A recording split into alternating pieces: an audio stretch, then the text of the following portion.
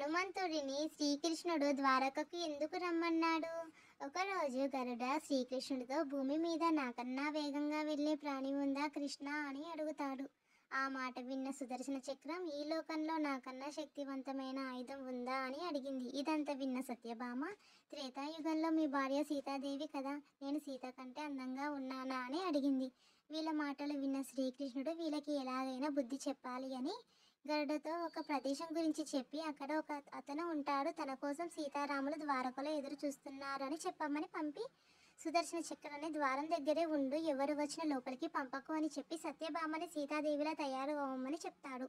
శ్రీకృష్ణుడు చెప్పిన ప్రదేశంలో హనుమంతుడు ఉంటాడు. సీతారాములు మీకోసం ద్వారకలో ఎదురు చూస్తున్నారు అని గరుడ హనుమంతునితో చెప్తాడు. అది విన్న హనుమంతుడు గరుత్మంతుని కన్నా అధిక వేగంతో శ్రీకృష్ణుడి దగ్గరకు వెళతాడు. ద్వారం దగ్గర ఎవరు ఆపలేరా అని కృష్ణుడు అడుగుతాడు.